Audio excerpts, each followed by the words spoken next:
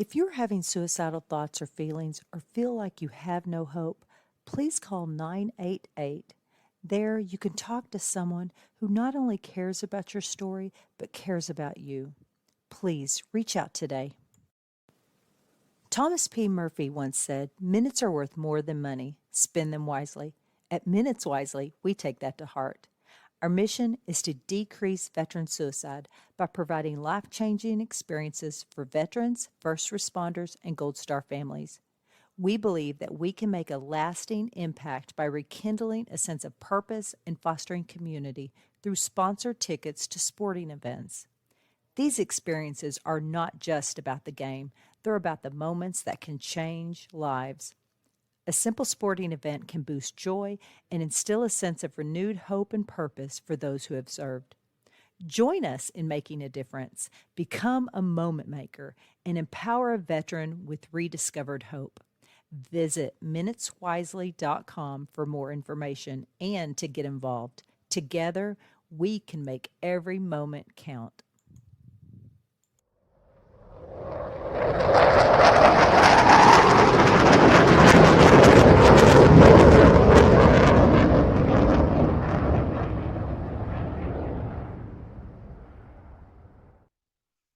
Good evening, people. How's it going? Good evening, sir. Hello. Hey, Hi. welcome back to another episode of TSP. Today, Andrew and I are sitting with our neighbor, Tia. Kind of our neighbor. She's like 30 miles that way. I know. Hi, Tia. Hello. We just figured that out like 10 minutes ago, too, by the way. And Tia is my godmother's name, by the way. I did not Wow. mention that before, but I love the name Tia. So Tia Cabot in Massachusetts, we're interviewing you right now. So is it the crazy car chick? Yes. The crazy car chick. Not Yes. the crazy cat lady, but the crazy car chick. Yes. CHIK. There's no third C. Yes. Well, welcome. So what we do here is every Sunday evening, this episode will go live this Sunday. We sit down with a veteran once a week and we talk about life as a veteran. And so also we are blessed to be able to turn this into a nonprofit. So the nonprofit's name is Minutes Wisely. You turned it into And, a nonprofit. I'm just a commentator, man. You Whatever. did all this work, not me. What we do is we send veterans, first responders, and Gold Star family members to, well, it used to be sporting events, but we're kind of branching out, which I'm going to make a big announcement right now. It's not really a big announcement. It's good. I've already been talking about it for a while. But Friday, December 20th, I believe that's next Friday, my wife and I are going to host one lucky veteran, first responder, or Gold Star and their guest to the Brett Eldridge Christmas concert at Bridgestone Arena. Nice. All the food, all the drinks, everything you can handle is free, and we're even going to pay for your parking. So the goal is a stress-free evening for a veteran, and yeah, and when we mean stress-free, we mean you're not going to be able to pull $1 out of your pocket. We're going to pay for everything. Love that. By the way, all you have to do, if you're a veteran, first responder, or Gold Star family member, if you just go to minuteswisely.com, right down the middle of about like halfway on the main page, there's a link there that you can sign up. And we're going to run this for another 2 more days, I believe. And then we're going to pick a random person and announce it sometime next week. Good. But that's right around the corner. That should be fun. I have given out that announcement to a lot of my friends. I will not be there, unfortunately. I will not be in the country. We are going to Germany on the 19th for Christmas on the Danube River cruise. So I will be there in spirit, but not in my physical form. I apologize, Fleek. It's all good. I hope you have fun. It's gonna be awesome. I'm getting you something. I'm getting you some lederhosen. Are you gonna bring me home some streusel or something? Maybe some schnitzel, some streusel. I like definitely one of those little spoons with a German flag on it. Definitely, dude. I just bought euros today. I I haven't bought euros in Hey. like forever.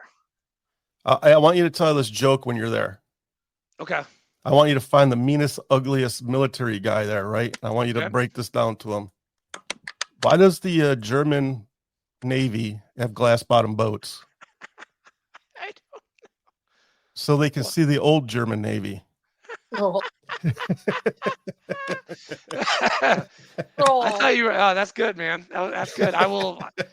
Well, we're gonna be in Munich. We're gonna be in Regensburg. We're gonna be in Vienna, Budapest. So I will definitely go. I think I'm gonna try and find. I'm definitely gonna try and find a VFW over in Munich, in Budapest. I know they have them over there. And I'm definitely gonna try and find some veterans over there. Maybe even get like a cross continent kind of thing going on. Maybe. Yeah.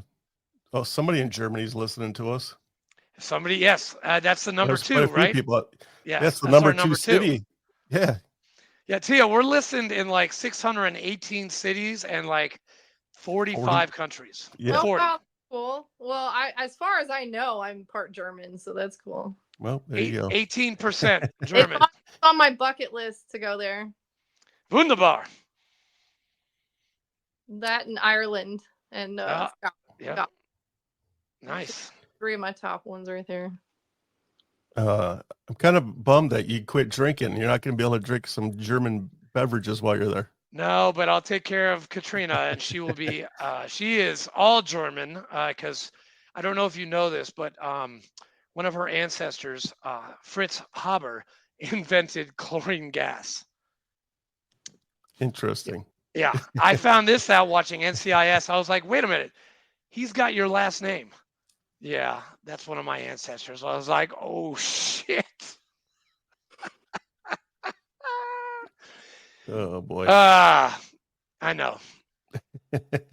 I know. We don't want to talk about that, but that's okay. That's cool. She'll kill me when she watches this. She's gonna kill me that I said that. What's her maiden name? Haber, Haber. Huh. So look it up, Fritz Haber, Fritz. Look him up. Chlorine gas, right there. Well, maybe But one day. without further ado, Fleek, since you're the one that got this interviewee, please do the honors. Neighbor from down the street, Miss Tia. So what we usually do is we start by having you, our guest, introduce yourself. So why don't you tell the world who Miss Tia May is? Well, you want me to go all the way back to the beginning, like prehistoric times? Yes. Yes. That would be fun. Yes, that would be fun. I grew up in Minnesota. Minnesota. Yeah, Minnesota. And I guess maybe the German descent came from 2 alcoholic parents. So I grew up with a lot of drama and trauma. And that's actually one of the big reasons why I left to join the military, because my home life was not very stable. By the age of 17, I was living out on the streets. I was hiding in people's basements and trying to find work so that I could survive. I even sold drugs at one time. Just marijuana, no bad stuff. But joining the military was my way to get away from that lifestyle. It was, I don't have a whole lot of good memories from that part of my life. So I kind of keep it short. You know, it was not like anybody, not a lot of people out there have that history, but joined the military when I was 19. I actually had to, I had to get my GED because I had dropped out of high school, being homeless. And I actually tried to join the Marines. But they told me with the GED that it's like a 6-month waiting period. Yep. And I wasn't willing to wait. And so I was like, all right, my dad was Army, so I'm going Army. So I told him, I was like, I'd like to leave as soon as possible because I don't have anything good for me here. And I think it was probably around 30 days from the time that I spoke with the recruiters, because obviously I had to make sure that I could pass a urinalysis before I left. So I did that, and I went to basic training in relaxing Jackson, Ah, and it was not very relaxing. I was in Alpha, was it Bravo Company, or no? Yeah, I think it was Bravo Company. And Bravo Company decided they wanted to be better than everybody else. So we didn't get to do any of the fun stuff that everybody else got to do. We got to watch them. Like, we literally watched people have like pizza parties, and they would sit there and drink sodas while they were shining their shoes. And dude, we'd sit there and like we weren't even allowed to look. what? We weren't even allowed to look at each other. Yeah, we weren't even allowed to look at each other. We weren't allowed to talk. It was like being in prison. Oh, And sounds like, like Marine Corps boot camp. I had a female drill sergeant that had something to prove. So she was extremely loud, and I swear I thought she hated my guts. And my last name when I was in the military was Adams, and so I was the first person in line, and I was kind of like the drill sergeant's assistant, you know, anytime she needed something. And so she just gave me hell the whole time. And I just imagine, like, whenever I graduated, I was like, oh God, my dad's going to meet her and she's going to talk all this trash about me. And she went up to him and she's like, man, you've got one hell of a daughter. She's an amazing soldier. And I was like, what the hell, man? Yeah. No, that Treated me like yeah, crap. Like, that why happened to am I me too. doing so That happened to me great? too. Oh The my biggest, God. blackest gunnery sergeant who hated my guts met my mom and was like, hey, Mrs. Farr, your son is awesome. I was like, what the Yeah. fuck? Yeah. What the hell? Like, I wish you would have treated me that way, because I was trying so hard. Like, I mean, I aced everything. Like, I gave 120% every day.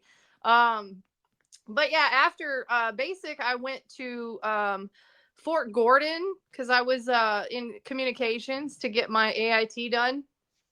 And yeah, it wasn't much different. It was awful. Like, the guys they wouldn't keep their barracks clean. And every time they found out the barracks wasn't clean, we got smoked.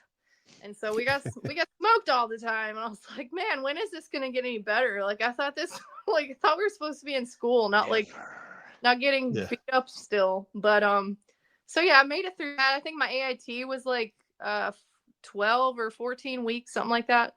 And then my first duty station was actually in Korea.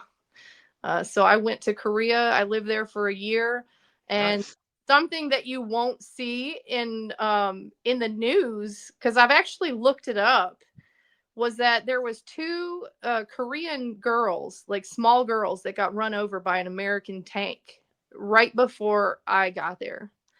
And so, and I was at the 2ID headquarters at Camp Red Cloud, which I guess doesn't exist anymore. I think they closed it down, but it was the headquarters. And so when they had the protesting, they held the majority of the protesting outside of our base.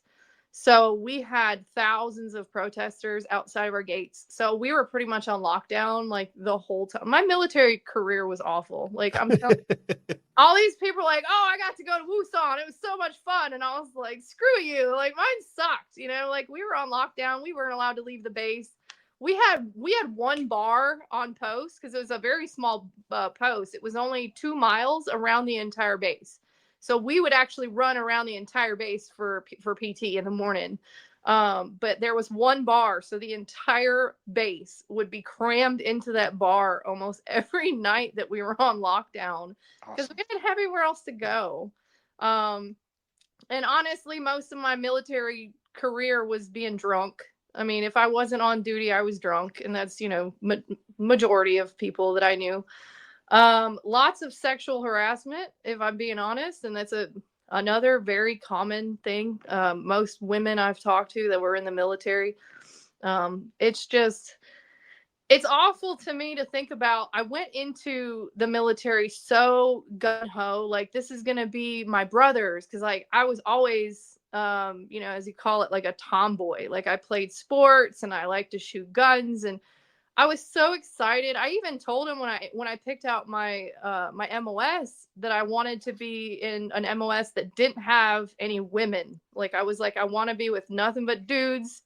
I don't get along with females. I like to play sports. And sure enough, like I was in it and I was excited. I thought it was going to be like all of the, guy friends that I had in high school, and it just wasn't. I don't know, maybe you guys know, being men that were in the military, what the problem is with men not accepting women that want to do the same job. Like we're there to do the same job, and immediately it was just this pushback of, you don't belong here. And so it was 4 years after leaving, crappy childhood, crappy teenhood, get into the military, and it was just the bullying. The bullying didn't stop. I was picked on for my weight, which was ridiculous. I think I was 140 pounds, and I was like solid muscle. And they put me on the fat program because of the measurements that they do were just stupid. Yeah, the measurements are stupid. They're dumb. And so they would literally mock me, call me fat, tell me I need to starve myself, and then trying to grab my ass, or it was just constant. Sorry. Yeah, I mean, and it is what it is. That I hope at some point it changes. I hope it's better now than it was 20 years ago, because I mean that was I left the military in 2004. So it's been almost 11 years. That's when I got in. Almost 21 years since then. Since that time. So when did you get out in 2004? September. Okay. September. Yeah, I joined June 2004. Oh, yep. I was leaving. He's a boot again. Ready to get out of there. And I was actually made fun of too, a lot, because I was 26 and I was called Archibald Henderson, which is the grand old man of the Marine Corps.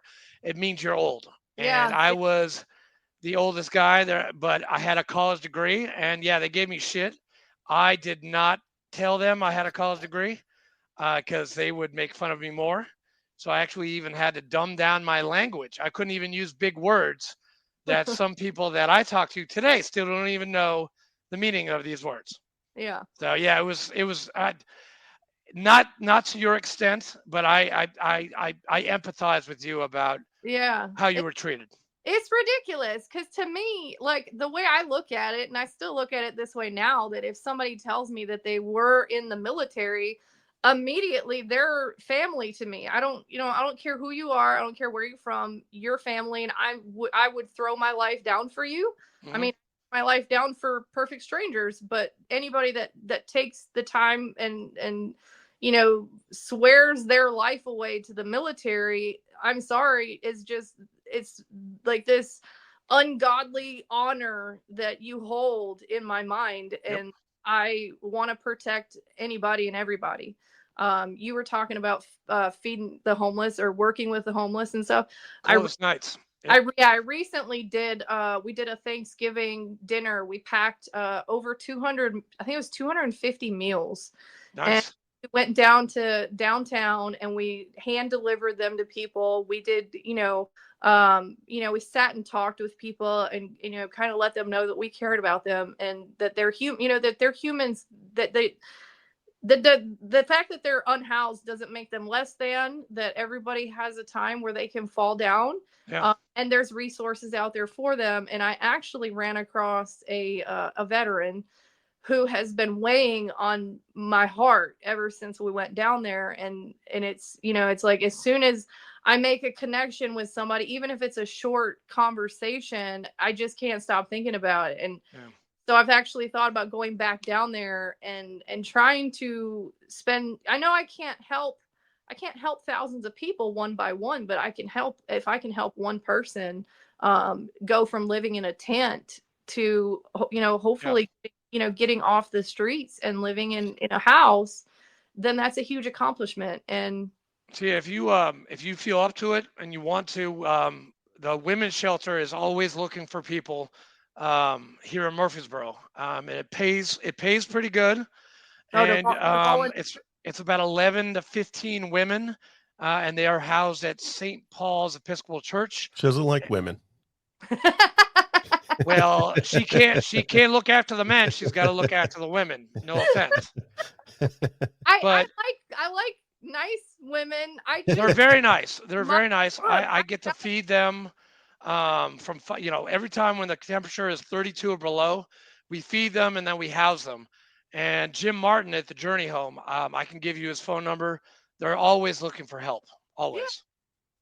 Yeah, I'm always down to find ways to help, because I am 100% disabled. I have been since, well, I've been disabled since I left the military, but I got my permanent disability, my like 100%. Good for you.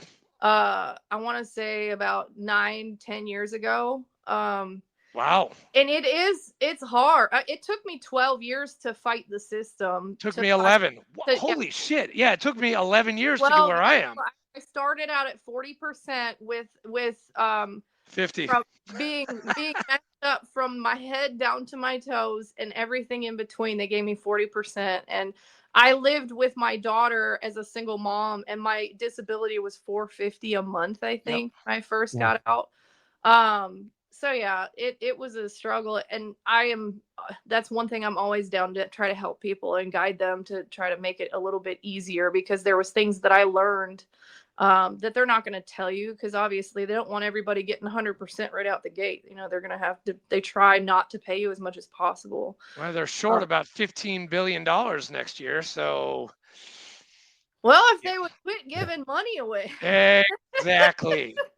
I mean, we had to do a VFW rider to our senators this year just to get extra money so people can actually get their benefits. It's ridiculous. It's ridiculous to not, and like we said, I don't like to talk about politics, but when it comes to helping U.S. veterans and U.S. children and U.S. mothers, people that are homeless out on the street, first, I would think, making sure all of the people that are here have the benefits that they need before we start giving away billions of dollars. But Agreed. It is what it is. Yeah. Tia, are you a VSO? VSO. Veteran Service Officer? I'm just curious. Oh, no. I take. You'd be a good one. Yeah, I have a lot on my plate, and as much as I would love to put myself into all these buckets, I'm trying this winter actually to start my own nonprofit. We haven't gotten to that point yet in the story, but it's going to be a full-time job. I don't, like I said, I can't work. Not because I'm allowed to work, I think, up to part-time. You can't make more than $10,000. Yeah, I know. I'm in the same boat. But I can't work for a regular job. Yeah, exactly. Because I'm chronically ill. So I have good days and I have bad days, but it's not guaranteed any day that I'm going to be able to get up, or, some days I struggle to walk. Some days I struggle to hold stuff with my hands. So it's just not possible for me. And I can't do a lot of work on the computer, with my hands. So there's just not a lot of jobs. That's why I've been working really hard to try to find a way to make my own thing, and I have yet to bring any income from it, but I have found something that I'm very passionate about. Good. And I believe that if I stick with it, that the income will eventually come, So, but yeah, building a nonprofit is definitely on the table. So I can't. You're talking to two people that's going to spread the word about TMA. Right, yeah, I love it. Fleek knows tons of people. Yeah. I know a shit ton of people that would love to help you out. Well, I need every bit, because I've been doing this. Just this specific mission I've been doing for the last 2 years, and I do everything on my own. I do all the networking. I do all the emails. I built all of my social medias. I do all the video editing, all of the interviews. I do podcasts. It's a full-time job that just doesn't. Yes. What's the name of your nonprofit? Well, everything is under Crazy Car Chick, but Crazy cat lady. I'm thinking of calling, huh? I don't know if that's really the best name for a nonprofit. Just because of the word crazy and the fact that I do work with mental health, I think it's kind of not the greatest representation. So I think that eventually I will turn Crazy Car Chick into a profitable company. And the nonprofit, I'm thinking Motors for Mental Health. Nice. Because everything is motor based. And it just has a good ring to it, and I've looked it up, and there's only been like fundraisers under that name. There's no nonprofits or anything, so I think it's a good way to go, to have them separated. Like I said, I don't know, I think crazy Car Chick Foundation just kind of weird. But so yeah, so you want me to go back, how kind of really quick, how I went from military to where I'm at now. I met like many people do. I've been married. I'm on my 4th marriage, and the first marriage was when I was 19, and I had that puppy love, in the Army, and I thought we were going to be stationed together, and we weren't. The paperwork didn't get filed in time, so I ended up going to Korea. He ended up staying in Georgia, and then for Christmas he asked me for a divorce. Don't know why. There really wasn't any reason behind it. And so later on met my first daughter's dad, and he when I got out of the military, I ended up getting pregnant with my first daughter, and he moved me to Mississippi. There's not a whole lot there. It wasn't a great relationship. He was deployed most of the time that we were together. So I started my being the single mom, disabled, and just kind of trying to make the best of it. And when things didn't work out with him, I decided that I was in Oxford, Mississippi, wasn't really fond of it. So I really moved over to Tupelo, which is about an hour from there. Yep. And really just tried my best to be a citizen and a mom, tried to hold a job.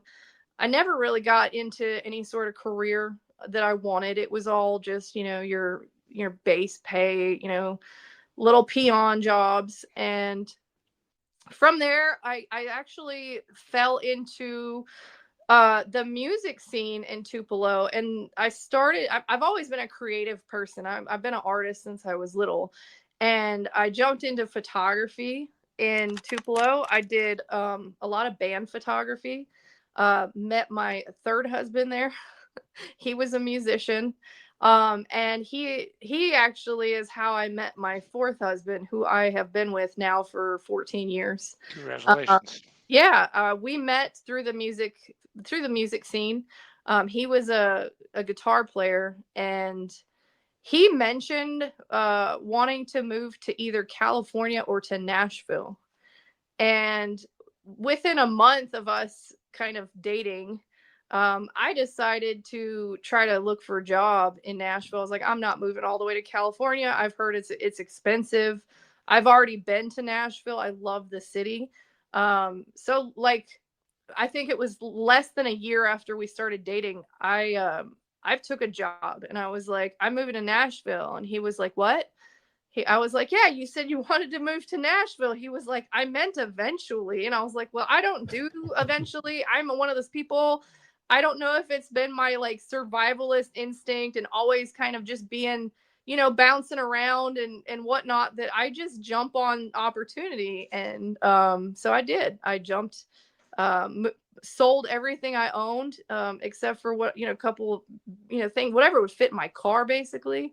Moved to Nashville, and I told him, I said, are you coming or not?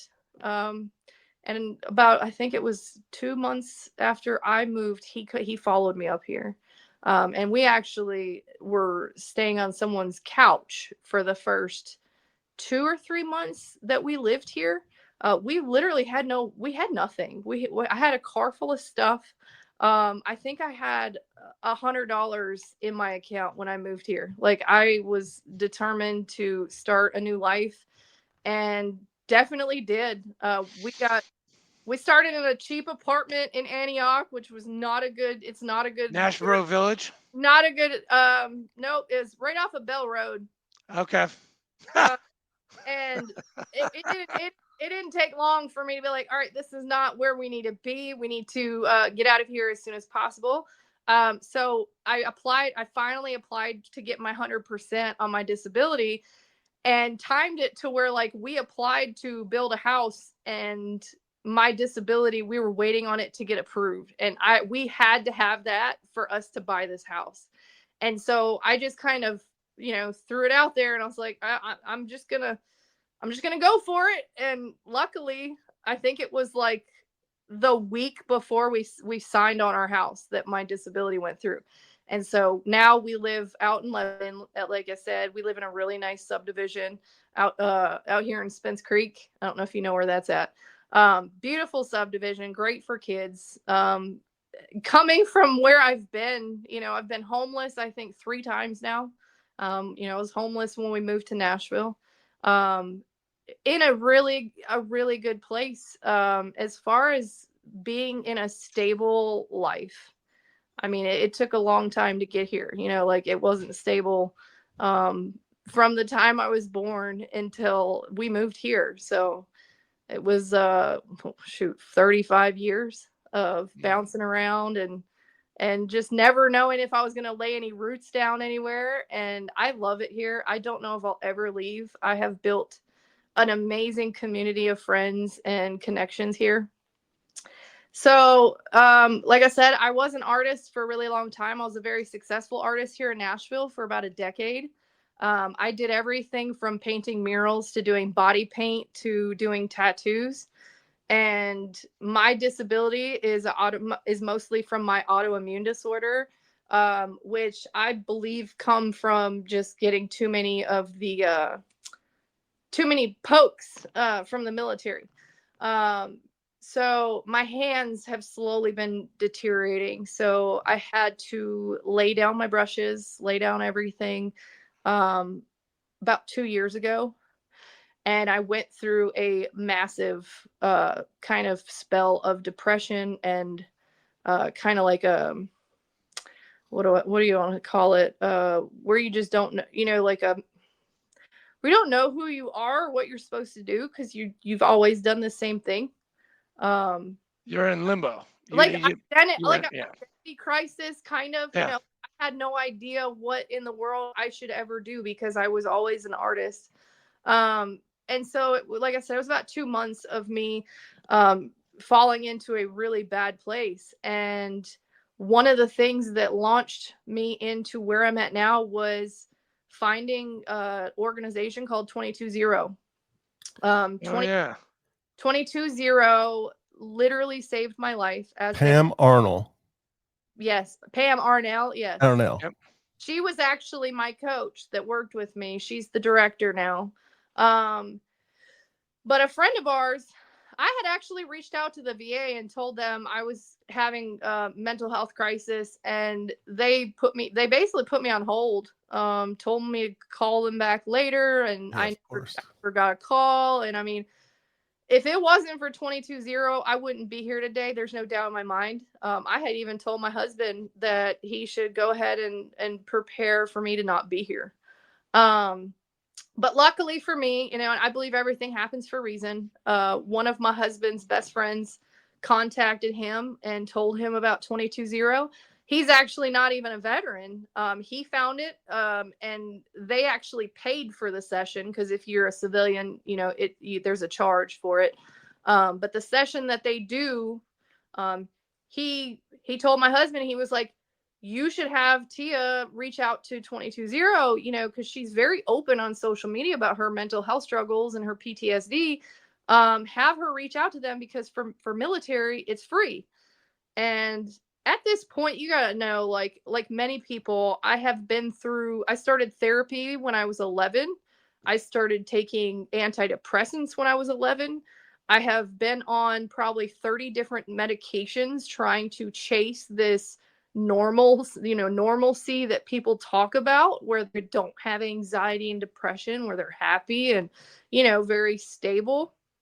and I never found that. I had a gray cloud over my head my entire life, and I just did my best to act like everything was fine so that I could socialize, because if not, I would have literally just had to lock myself up, you know.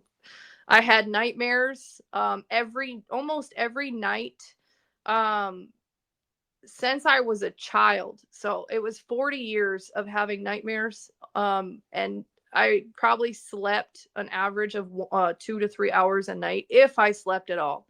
I tried my best a lot of times to just not sleep, because I knew that if I went to sleep, I was going to deal with the demons. So I didn't have a lot of faith that this session was going to be this life-changing thing. You know, I was like, I'll do it because it's free and I don't want to turn down something that's offered to me. So I went into it kind of skeptical and just like, whatever, let me go through the motions. And talking with Pam about this. So this session is so simple. It took me about an hour, and it's basically kind of how we're talking right now, like a video chat. And there is absolutely no speaking about any events that you've ever gone through. And that's the biggest thing that I tell people is you do not have to relive anything. You do not have to talk about anything that you've been through, because I know that's what keeps a lot of people from seeking help. You literally just kind of visualize some things that she walks you through. You do kind of like a breathing exercise. And to be honest, I felt like it was kind of ridiculous. Like, I was like, there's no way that this is going to do anything. Like, this is like, okay, like almost like it kind of like some voodoo or something. But she told me at the end of the session, she was like, so you've had your body and your brain has been in fight or flight mode probably since you were a child. So you've spent 40 years in fight or flight mode. So you are probably going to feel exhausted. And I was like, okay. She says, I want you to rest. If you feel tired, go to sleep. Like, take a nap, just allow your body to tell you what you need. And luckily for me, my kids were out of town with their grandparents at the time. So like, because normally I couldn't just take a nap in the middle of the day. Like, that's not something that I can do. So I was like, okay, cool, whatever. And so we get off the phone, and it was literally like immediately. I grabbed a glass of water, and I was like, you know what? I was like, I'm beat, man. I'm gonna go to sleep. Man, I'll tell you, I pretty much slept for 3 days after that session. I would drink a little bit of water. Like, if I woke up, I would get a sip of water, and I would go right back to sleep. And I did that for 3 days.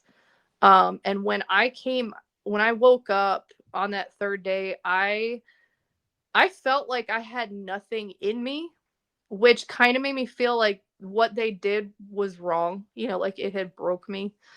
And I had even called Pam, and I told her, I said, I don't know what you did, but you need to fix it, because now I have no drive. I have nothing in me. Like, I feel broken right now. And she said, yeah, she said, you're not driving, your body's not driving on adrenaline and fear and, the PTSD. She's like, your body's going to have to learn how to drive itself now. And it took about 2 or 3 months of slowly working on getting like energy and like the desire to be around people. I didn't have this massive motivation to accomplish things, because like I've always been like this goal oriented person that was just like, I gotta do all the time. But let me tell you, like, for one, I think I've probably had 5 nightmares in the last 2.5 years. I do not worry about who's gonna like come up behind me and stab me every time I go out into public. I no longer have like self-sabotaging thoughts constantly. My self-esteem is through the roof, which I never even knew what self-esteem was before I did that session. Um, there's not enough words to express how absolutely amazing and like life-changing that 1 hour was for me. Like, I mean, I literally tell people I stepped out of hell and I'm walking in heaven. At least that's what it feels like to me. Like the world feels brighter. You know, there is like I haven't had a single depressive thought since I went through that session. I have had a lot of stress in my life, but it's like, okay, what is this stress that I'm dealing with and how am I going to deal with it? It's not like this, oh my God, I just need to die. Cause that's how I used to feel all the time. You know, I just felt so defeated if anything remotely stressful happened. You know, I just didn't feel like I could face it. Um, and so it literally projected me into a whole new life that is absolutely like nothing I could have ever dreamed of. I started pursuing motorsports. I was really nervous about it because I've had a lot of negative interaction with men when I was in my 20s because I was big into cars. And I mean, I had a nice 04 Cobra Mystic Chrome color, like 1 out of 998. And I would do like street racing and I'd do car shows and, you know, all this stuff. And I just constantly got talked down to, like it was, you know, that I didn't belong in the scene. So when I approached the TRSCCA, which is the Tennessee Region Sports Car Club of America. They host all kinds of motorsports events, like autocross, road racing, stuff like that. And I've got just a stock 2011 GTI. It's a 4-cylinder turbo car, but I've got nothing done to it. I don't have like good tires or anything. So I was like, I didn't really think much of it. I didn't think that they were really going to accept me and that I was probably going to have to put some more money into it that I didn't have.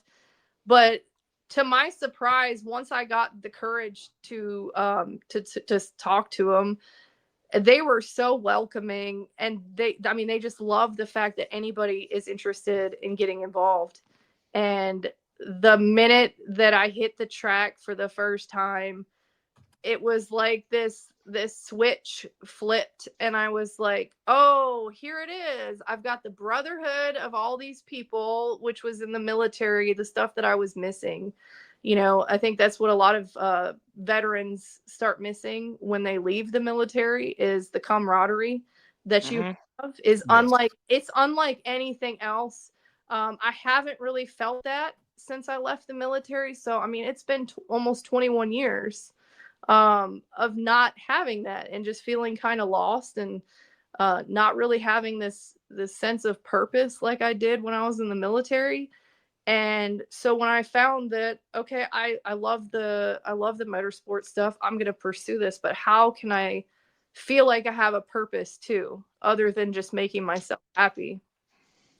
And so I decided that if this makes me feel so good and this is so good for my mental health, I bet there's some other veterans out there that would feel the same way because the adrenaline is something that I've been missing, you know, like shooting guns and blowing stuff up and, you know, crawling through the woods and doing all these missions and stuff was a very adrenaline driven lifestyle. And sitting around, and I love my kids, but like sitting around and washing clothes and doing dishes and cooking meals and, you know, and breaking up fights between doesn't really add up to what we've been no, through. I knew that there was something missing. And taking the two and putting it together, it was like this bomb, like just exploded. And I was like, oh, wow, like this is awesome. Like, especially the first time I was able to take a veteran to the track and get them in the car and to see their faces, like, you know, I do interviews with people before they go for the ride. You know, I'm like, have you ever been in a drift car before? And like, no. And I'm like, okay, cool. They go for the ride and they come back and they're just like, I need a drift car. And I'm like, I know, like, I get it. Like, this is, yeah, it's like, I mean, it really is. It may sound silly to some people, but it's life changing. Because when you have something that gives you that much excitement and you have that to look forward to, you no longer feel like this dread or this like I don't have a purpose or I just want to give up, because you're like, well, no, because next week I'm going to the track. And I've got that, that future thing to look forward to. And it drives you to keep moving through obstacles. And to have the brotherhood back has been unlike anything else. Like I have not had any negative interactions in the last 2 years that I've been at the track, and that was huge. To be around that many men that are in a male dominated sport, and for them to all accept me and be very excited.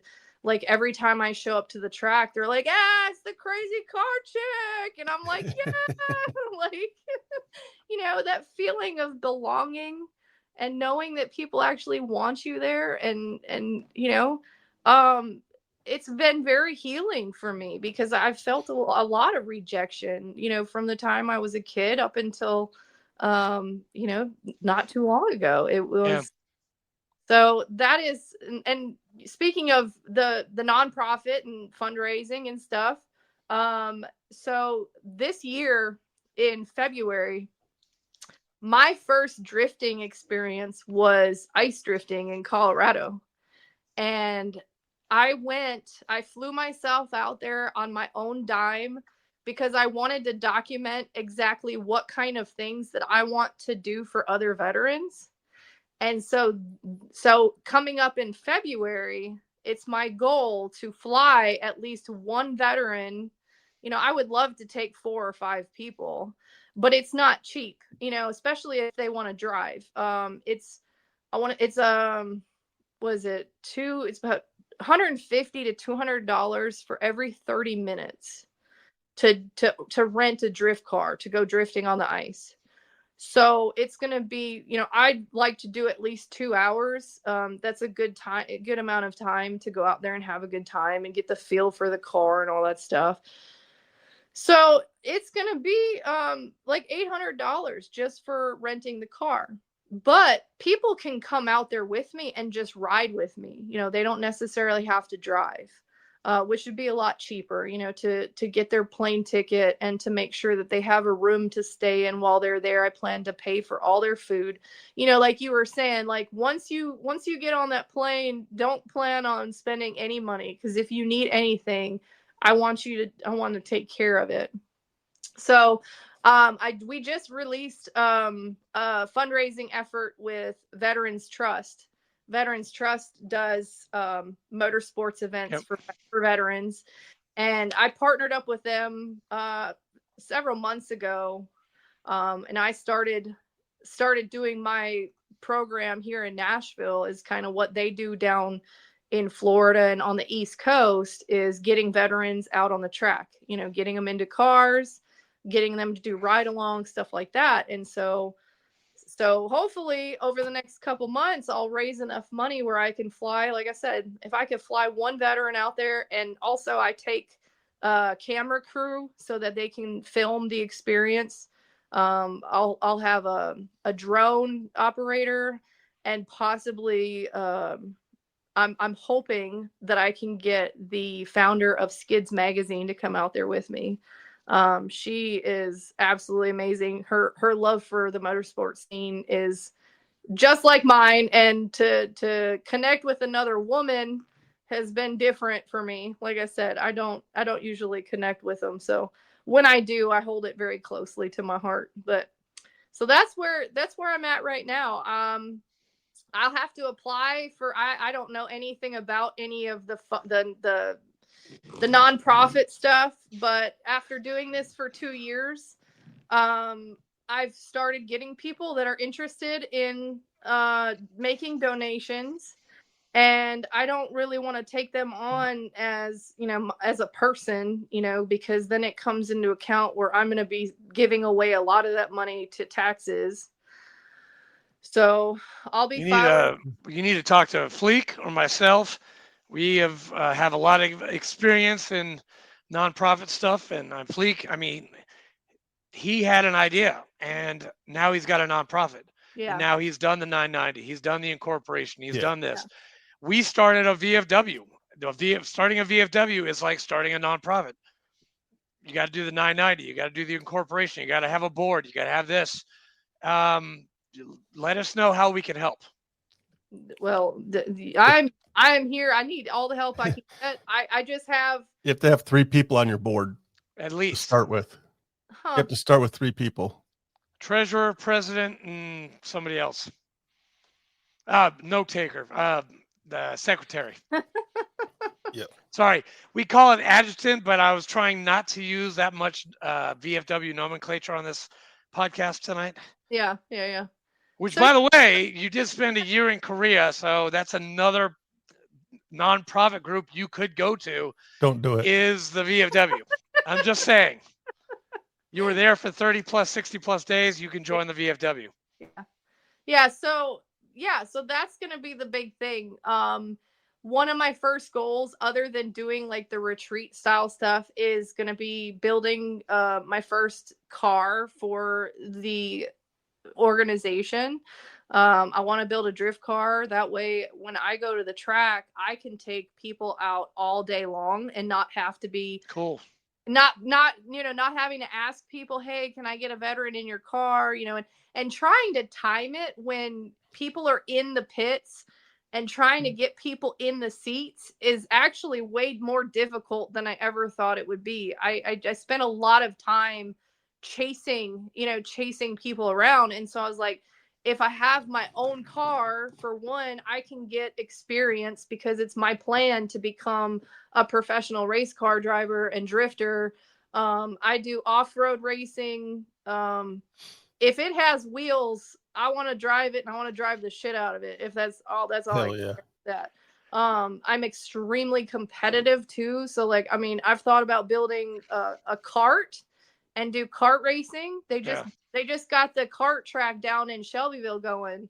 So you can actually bring your kart down there. So that's another thing. Like if I have my own kart, I can bring veterans out and we can take turns driving the cart instead of having to each pay to rent a cart, stuff like that. Hey, Tia, I would love to do this favor for you. I've got a guy in Florida. He's on a racing team. He's in the pits. He's been with them for at least 15 years. He and we served together a couple times, Ramadi and Fallujah, but he works for a racing team. His name is Dustin Cowan. He's a very good friend of mine, and I would love to introduce you to him because he could help you out in a big way, just with his know-how. Yeah. And great kid. I think he lives in he's East Coast. He's past Vero Beach. I can't remember the town he lives in, but I have all his info. I would love to send you his information. And to be able to connect, he's over there where Veterans Trust is too. To be able to connect them, because they do all kinds of experiences for veterans. They hook people up with all kinds of stuff. So networking to me is 10 times more effective than a degree. Agreed. I have made everything I've done has come from networking. Luckily, my dad was one of those people that never met a stranger. And I saw that and I kind of, followed in his footsteps of like telling my whole life story to the person at the grocery store. And I've had a lot of people that are like, man, you kind of need to like tone it down and you need to keep these things to yourself and like kind of work on them. Fleek, you say that about me all the fucking time. And I'm like, no. You're out of control, bro. Do you know how many random people I've walked up and talked to? And then they're like, oh, I know so-and-so. They can totally help you with that. And it's like, so why would I ever stop talking? Like the worst that can come out of it is somebody's annoyed and they walk away. But I'm not gonna miss out on a single opportunity to connect with some stranger that knows somebody that could connect me to the right people. Like it's just not gonna happen. Yeah, see? I just emailed them right now. So because I'm talking to you. Because and Fleek is not telling me to shut up, which is great, which is awesome. That's a win-win for both of us.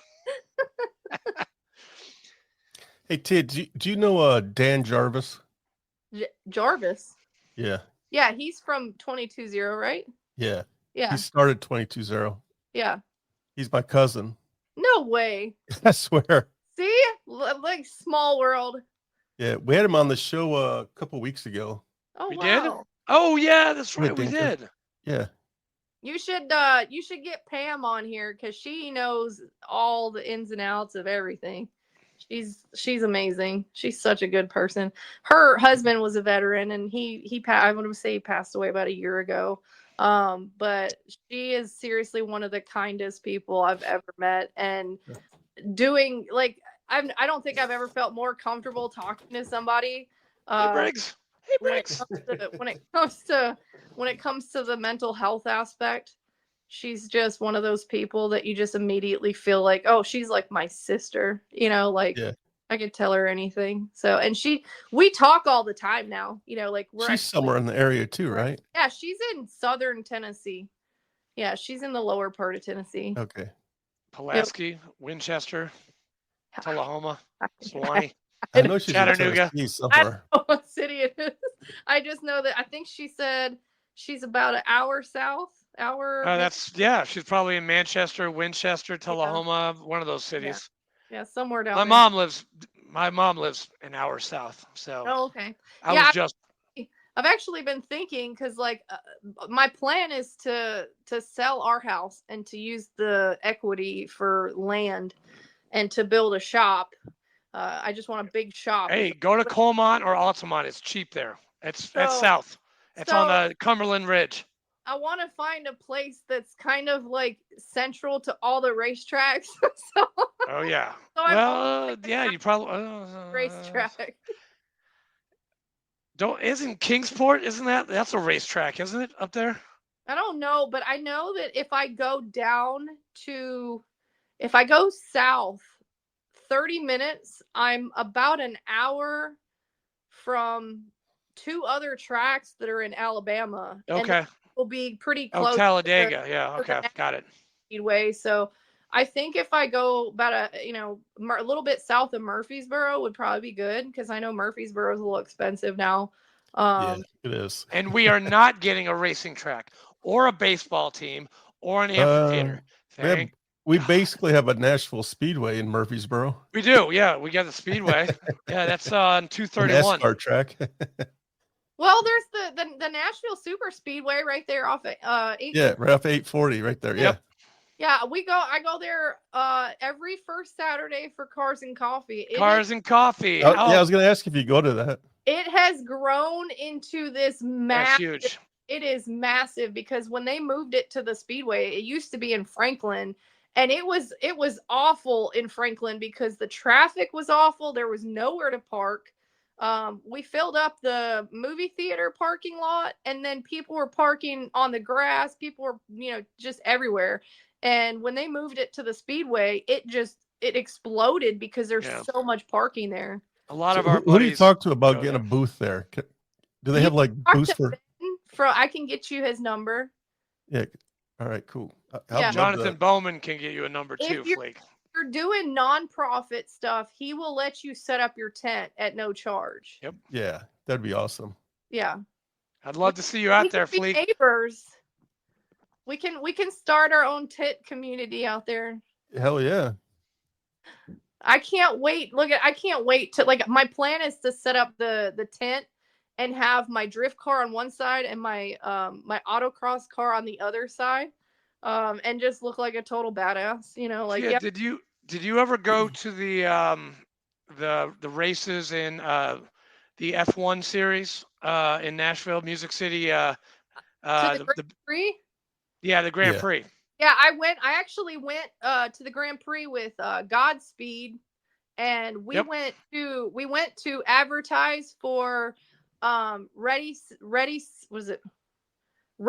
Sim. He has a sim company, and he basically gave us a shirts and we got to walk around, and I told her, I was like, hey, let's use these wristbands we got and see if we can go get in the pits. And sure enough, made my way into the pits, and then by using my big mouth, I got a race team that has offered me next year to bring some veterans to Good. actually work in the pits if they want. So That's they can great. take the front row seat to how they work on the cars and all that, which I thought was absolutely amazing. And a Yeah, lot that of is cool. veterans, a lot of like Operation Song, Operation Stand Down, American Legion, VFW, they've all been at the Music City. Um, and it's great. It's a great place to recruit. It's a great place to see other veterans too. Yeah. And I mean, I gave out 60,000, no, $60,000 worth of tickets 2 years ago to veterans. We had a guy come to our VFW, this guy named Liam. He would just, every time I ran out of tickets, he would just give me tickets. And I just gave them to everyone. We were all Well, in like L, you M, need and to Q. you need to hit me up next year because I want to gather like a group of like Yeah. 5 or 6 people would be a good size group. I don't want a big group because it's I'm just one person to walk people around, but like to have a group of 6 veterans to be able to have like a golf cart Yep. and to take them around and introduce them to all the people in the pits, and then to let whoever wants to go volunteer in the pits to work on the cars, like, dude, like, I'm sorry, but that's just, if it wasn't for me being disabled, that would be a dream come true to be able to go crank on a F1 car. Well, the guy who I want to introduce you to, he did the drone footage last year and the year before. His name's Jonathan Bowman of Bowman Creative, Okay. and I will hook you up with him, and he will make it happen. This guy, and he does cars too. He does those luxury cars in Nashville. You can rent a luxury car like You a can a like a, Lamborghini. a, What's a his Lamborghini, a what's Bugatti. his name? His name's Jonathan Jonathan Bowman. Bowman. I think I just actually met him at Cars and Coffee. Yeah. You No, probably no, did. I was no, like we know him. I've worked with him. He did our VFW Southern Conference golf tournament. He's a great guy. He'll take you out to Top Golf anytime you want. Great guy. So one of the things that I started to pitch to him was I wanted to take the cars out to do content, Good. to advertise being able to rent the cars and to have like a professional film team come out and film me like driving it and being like, oh, I think we're gonna, just like dangle the keys or something, be like, I think we'll try the Lamborghini this Do you time, do you have his number? Do you have his contact? You have all that stuff? I think, well, go ahead and send it to me. I will. I'll send it to you. Should have his, I think he told me just to go on. I don't know if he gave me his card or what. Bowman Creative. Don't worry. Don't. You know what? I got it. Yeah. I got it. I'll send it to you. Yeah, I got 2 or 3 names to send you after we're done this podcast. So don't worry about it. I got you. I got your 6, Tia. I got your 6. Heck yeah. I'm actually planning on putting that on my knuckles over here Good. with the IGY6. Yep. Yep. And I'm gonna send you Irreverent Warriors, the Silkies hike, because you are gonna do a Silkies hike with me Don't do it. sometime in the near Are you future. pushing me in a wheelchair? Hey, we've had Vietnam vets that were scout snipers that can barely move. We've had wheelchair people. I did the Nashville hike in 2019. I was a coordinator. We had 250 veterans marching around Nashville, and it was just amazing. Like you were talking about that camaraderie. Irreverent Warriors, we bring veterans together using humor and camaraderie. They wear their silkies, they wear their ranger panties, and they carry their flags, and it's I awesome. love it. Is it on a paved course? No, it's on side. We did it on sidewalks, but it's up to whoever's coordinating to do a route, and then you have to have safety vehicles. You have to have corpsmen, medics, whatever, just in case. But like you do like 6, 7 miles, 2 miles an hour. It's awesome.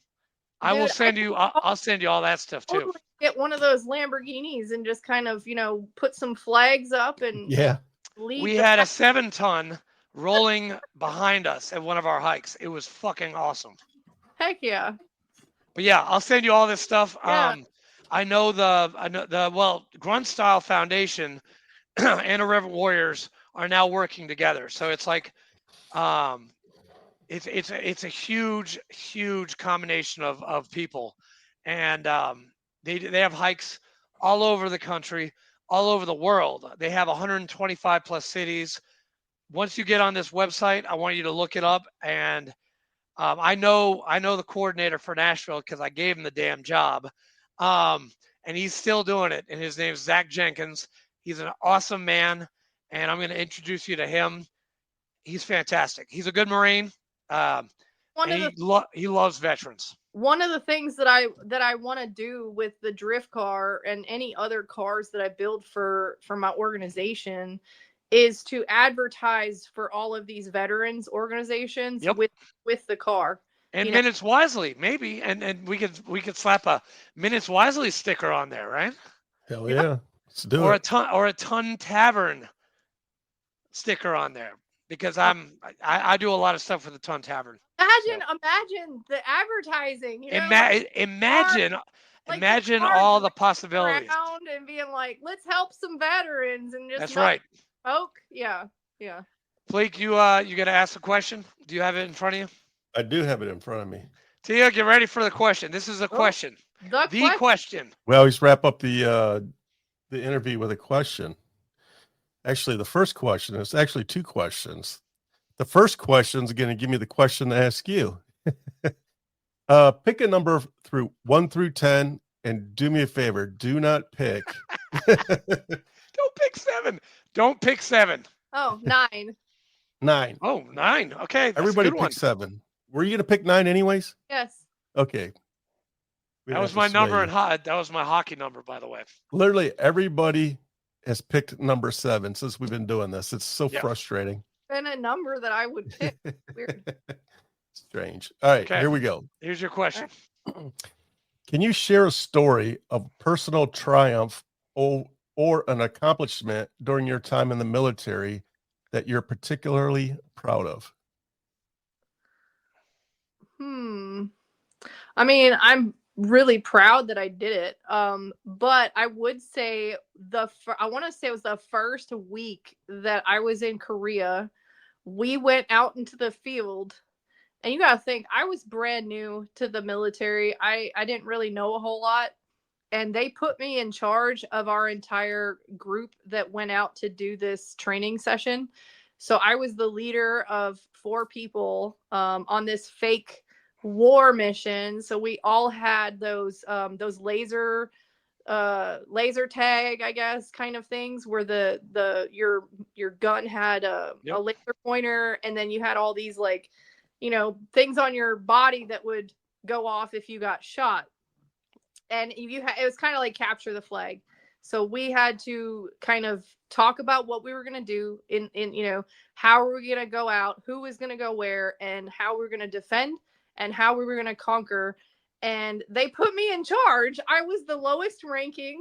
I was there, it was my first week in Korea, my 3rd month in the military, and we killed it. I'm just a natural born leader, I guess, maybe because I've had to be so self-sufficient. I don't like being told what to do, so I'm better at leading than following.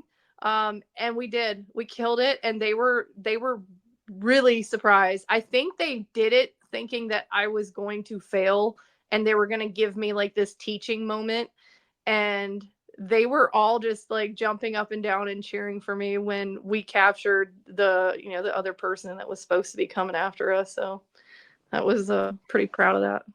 Hell yeah, that's awesome. Where are you at right now? Where the Batman building's behind you? Oh, so this is actually that was one of my sponsors is Graphic Effects in Murfreesboro. Yeah.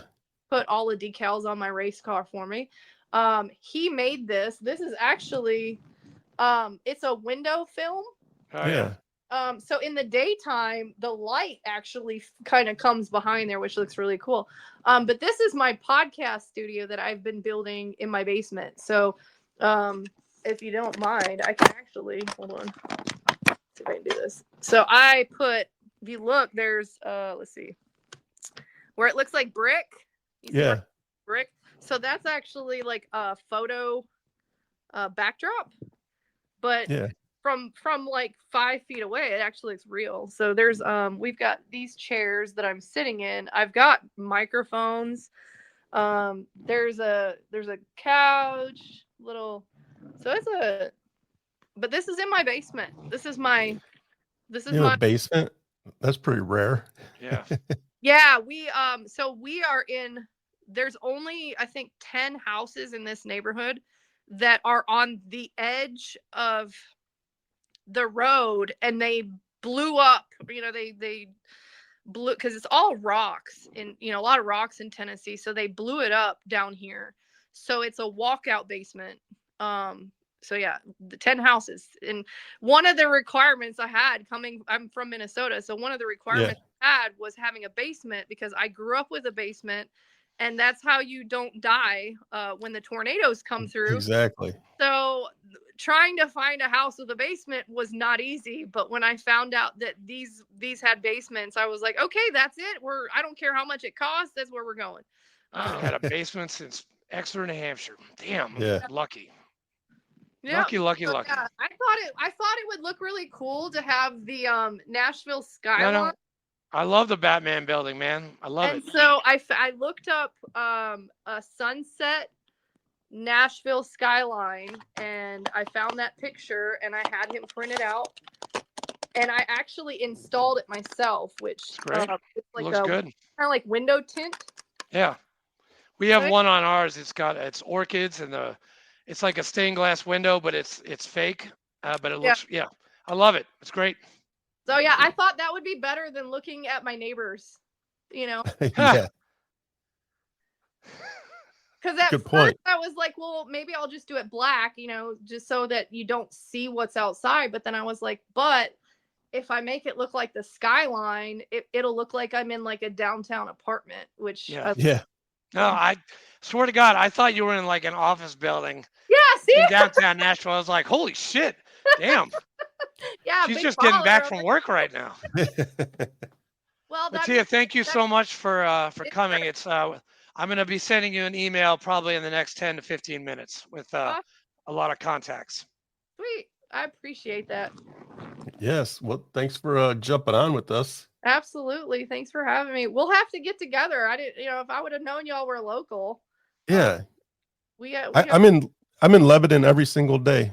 I Sweet. work right at the 40 and I don't even know what the hell the road is. Right across where where the interstate is, and on one side the big dog food company is. Yeah, it smells like Yeah. I'm the building on the opposite side of the interstate.